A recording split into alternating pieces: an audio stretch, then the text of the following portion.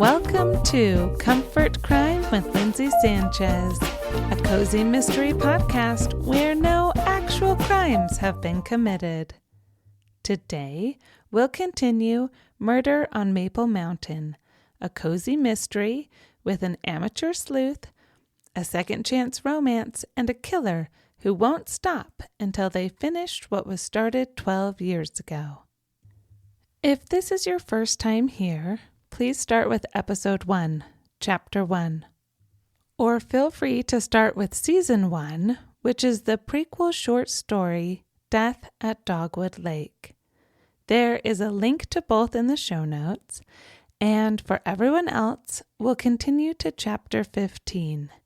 But first, an update. After months of plotting and planning and talking endlessly about almond extract, I finally did it. I made a dessert with almond-flavored frosting. And let me just tell you, it was magical. I am a huge fan of almond extract, the smell, the taste, all of it. Now, I do have to be very clear here. I actually added almond extract to this dessert, just like I told the people I shared it with. I did not put cyanide in anything. I just wanted them to take a deep breath and know what it would smell like if I did. Some people appreciated that more than others. Now, I've baked with almond extract before, but it's been years.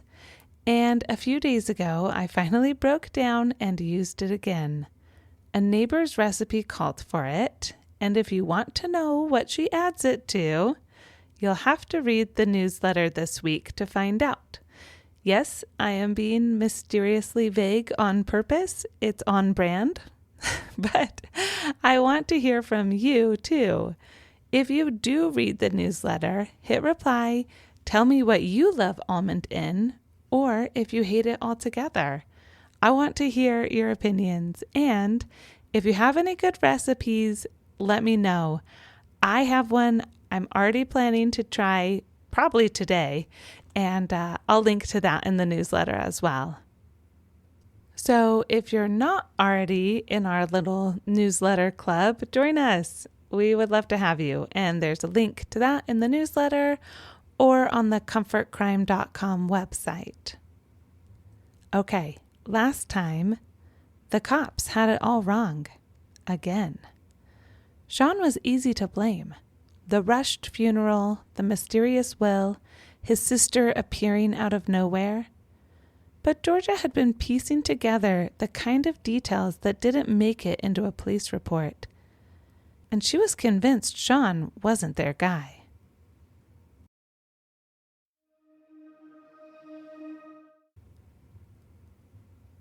Murder on Maple Mountain, Chapter 15. Georgia stood at Sean's door in the fading sunlight, her hand raised as she considered what she was about to do. He was a suspect in a double homicide, and here she was walking up to his front door, knocking on it, alone, on purpose, to ask him, what? Hi, did you kill your aunt and then your former boss to cover it up? Best case scenario, he thought she was a weirdo. Worst case? Well, the worst case was pretty bad. She turned her attention back to the door, took a fortifying breath of frozen mountain air, and knocked. He was the only lead she had, and if she wanted to help her town and make sure nobody else got murdered, she had to swallow her nightmares and follow her gut, because she really, really didn't think Sean was the murderer. He opened the door, his dark blonde hair disheveled, his eyes rimmed red and wild-looking. Georgia took a step back, reconsidering her confidence in this man. She'd only known him for a matter of days. It's not like she'd really be able to tell if he was a killer. His eyes settled on Georgia and turned to relief as he recognized her. He looked at her standing there, alone on his porch. You believe me. There was hope and a little hesitance in his tone. Yes, Georgia did, or had, until he'd opened the door. He grabbed her arm and pulled her inside, looking both ways down the road before shutting it and locking it behind them. What's going on? Georgia backed towards the window and gave a little half-wave to Jake and Lisa, who would be watching. She tried not to look alarmed, at least not as alarmed as she felt. Sean wasn't the killer. That much of the puzzle still fit, but something was off. Something had made this handsome, easygoing man that Sean used to be dissolve into barely restrained chaos. He'd become a caged animal, scared, and backed into a corner. He paced back and forth. What's wrong? Georgia sat on the couch, well in range of the window and her well-meaning friends. They think it's me. They're trying to pin this all on me. Slow down. Georgia spoke slow and low, trying to calm him. What's going on? You're my only hope. Sean sat next to her, took her hands in his, and looked deep in her eyes. The police are framing me. What do you mean? How do you know you're a suspect? Georgia's own mind started spinning. She didn't think there was a chance Officer Briggs was dirty, but even if the police weren't framing Sean, someone else could be. Start from the beginning. Think about it. Sean let go of her hands and sat back, like a weight was settling over him. I'm the one who benefited the most from Ivy's death. I'm the one who used to work for Doug Barlow. I'm the only one up here who could have put him in that hot tub. None of that is proof of anything. Georgia patted his shoulder like an awkward aunt at a family dinner. We all have history here, that's no surprise. My dad's off the case. Sean mumbled into his hands. He's not. He's watching Rose right now. But they don't think she's in danger. He looked at her through the crack between his fingers. They just stuck him there so he won't suspect that I'm a suspect. It was everything Georgia had already assumed. She couldn't deny that from where she sat, he did look very much like a suspect. They could have taken him off the case because of his relationship with Ivy. It might not be about you. They would have done that from the start. They weren't that close. Actually, they kind of hated each other. Well, Georgia couldn't argue with him anymore. Let's just say for a moment that you're a suspect. The look on Sean's face said he wasn't in the mood to play hypothetical games. Hang on, just for a second. Why would they be so certain it's you? What you said isn't nothing, but it's not enough to be sure.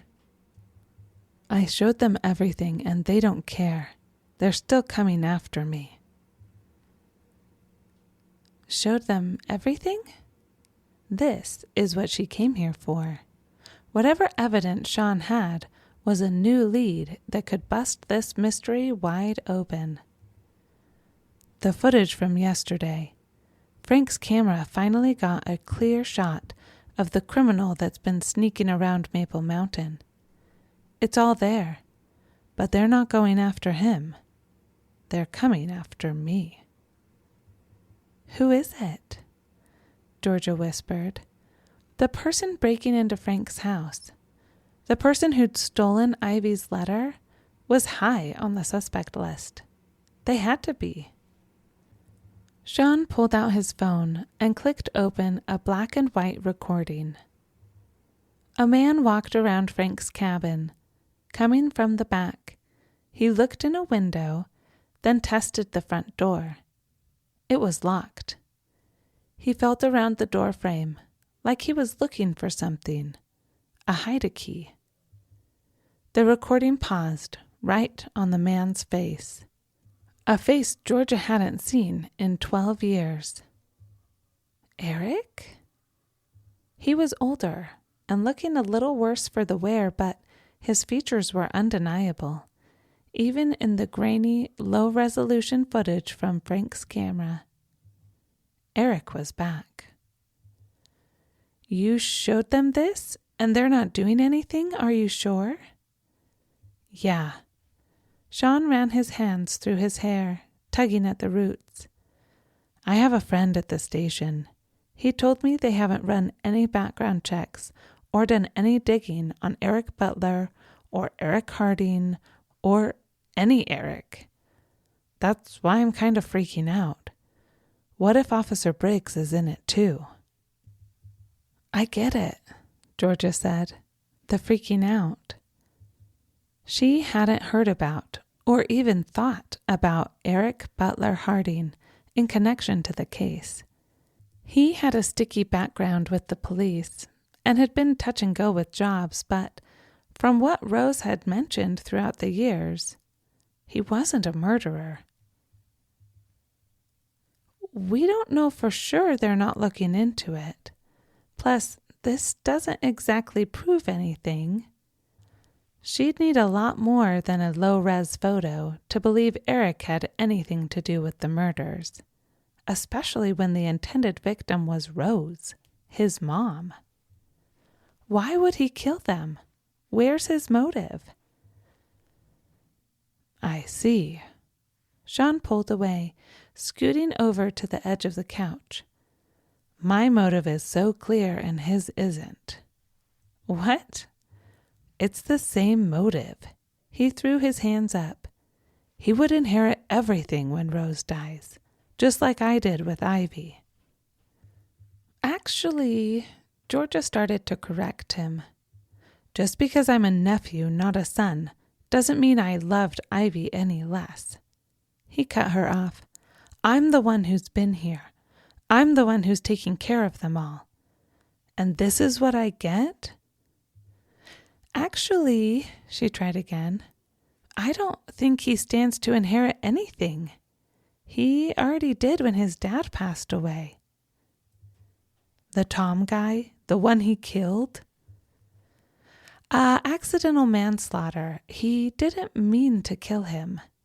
Georgia tracked him as he walked back and forth across Ivy's pristine Turkish rug. But he did kill him. His dad. Tom was his stepfather. His dad died 5 years earlier and left everything to him. Well, not everything, but the nursery. So he kind of already got his inheritance. Can we talk about someone else? I don't think Eric would kill Rose. She didn't know what he was doing back, lurking around Frank's windows, but it wasn't murder. Maybe he wants more. Maybe he's gotten into trouble. Sean was pulling at threads now, the same way he'd been pulling at his hair. Look, Sean, I can tell you're emotional. Scared and desperate seemed more like it, but if she labeled his tantrum as just that, he might calm down. It had always worked with her brother Nicky when he was a kid. I get it, really. I'm upset when the people I love are suspects. I can only imagine what it would be like to be the suspect. But I don't think Eric was trying to kill Rose. It looks like she was the main target. It's unnerving, he admitted, still pacing. And you're sure Rose is the target? That's one of the reasons I'm so sure you're not the killer. You have a motive to want Ivy dead. His eyes and mouth opened wide, like he was ready to argue. Not that I suspect you, even if the target was Ivy, she rushed to reassure him. I'm just saying that clears your motive. The killer wasn't trying to take out Ivy, And you don't have a reason to kill Rose. Exactly, he jumped up. But this Eric guy does. I don't think so. No? Sean shook his head, pacing again. Unless Georgia didn't want to feed into his theories and schemes. But there was one way Ivy could have been the intended victim, even with Rose's cake being poisoned. Unless Rose was in on it. She said it so quietly at first that she wasn't sure Sean heard her. Yes! He clapped his hands as if they'd cracked the case. If Rose knew the cake was poisoned, she could have pestered Ivy on purpose, guessing she'd retaliate and steal her cake. It's not the first time it's happened. Ivy had a habit of stealing Rose's cakes? Cakes, kale, pumpkin, he waved his hand. If Rose wanted it, so did my aunt. It still doesn't make any sense. She put her own head in her hands. She was no closer to a real lead than she had been when she'd gotten here. Why would either of them kill her? They had no motive either. Eric still works there. For Doug Barlow. My friend at the station told me he's been there since he got out of jail 10 years ago.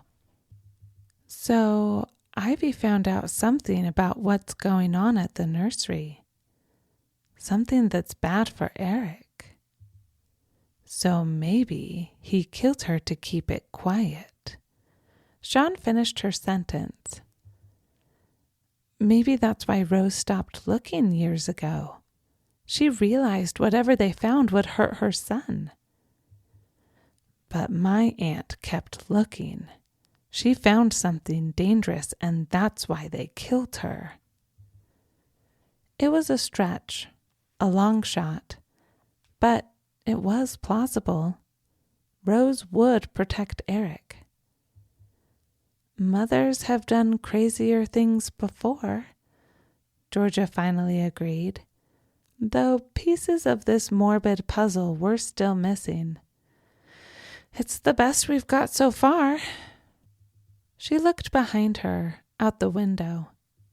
Through the darkness, she could just see the light on in Sienna's bedroom and almost make out the shape of two shadows in the window. Thanks for telling me about Eric. Will you send me the video? Thank you for believing in me. He helped her off the couch. It just feels good to have a friend. He wrapped his arms around her, pulling her into his warm body and trapping her in a hug, his chin resting softly on her head. Thank you, Georgia, he mumbled into her hair. For tonight. He laughed, a dark little chuckle. I know everybody in town, but I don't know one person I can trust. Not anymore. You can trust me. Georgia wrapped her arms around him, hugging him back. In some ways, she felt the same. She was surrounded by friends, people she trusted, but maybe they didn't trust her. Goodbye. She pulled away before Jake or Lisa got any ideas about them. Good night, Sean. He kept his arm around her shoulder as they went to the front door. Can I walk you home? No, thanks. Jake and Lisa are waiting. He nodded, understanding her code. Jake wouldn't be happy to see Sean, and he definitely wouldn't be happy to see him with Georgia. It's okay. He pulled her in one more time and planted a kiss on her forehead. I don't really want to see him either. He watched from the porch as she walked down the drive. At the road, Georgia waved, then put her hands in her pockets. She hurried back to Sienna's. Sean had given her more mysteries, but she was no closer to an answer than she had been when she'd said goodbye to Lisa and Jake. She passed Rose's house, the TV still on, flickering blue and red in her living room. The silhouette of the cat stretched along the back of the couch. Georgia laughed, letting the anxiety Sean had rubbed off on her dissipate in the cold night air. If that cat ever moved, it was in the middle of the night when no one was watching. Every time Georgia passed Rose's house, it was there, at its post, guarding Rose and her living room and her TV, her favorite baking show, the same as always. One thing was different. Officer Stewart was finally awake. Lines from his sweater pressed into his cheek. The overhead light in his truck was on. He nodded as she passed and forked another bite of food into his mouth. She crossed the street and started down the hill to Sienna's driveway. The motion sensor lights flickered on. Georgia waved to the upstairs window, where Jake and Lisa were surely still watching, and moved into the darkness of the back deck. She wouldn't look at the hot tub. She'd walk past it, keeping her head down. She'd pretend like it wasn't there, pretend like she hadn't found a body earlier that day. "Don't scream," someone whispered as a strong hand grabbed her from the shadows and pulled her close to the house, into a corner where no light from the driveway or the sliding door could touch them. She would have screamed if she'd had any breath in her lungs. "I'm not here to hurt you." The man must have sensed her panic in her racing heart. What do you want?" she forced out between regulated breaths, trying to calm her mind. "I want your help. You're the only one trying to keep Rose safe." There it was, that name, those 4 letters, and Georgia knew who was holding her in the darkness. The man keeping her captive? Eric. If you enjoyed this episode, please share it with a mystery-loving friend, or consider leaving a review on your favorite podcast player. Most of all, thank you so much for being here today. I loved it, and I'm already excited for next week.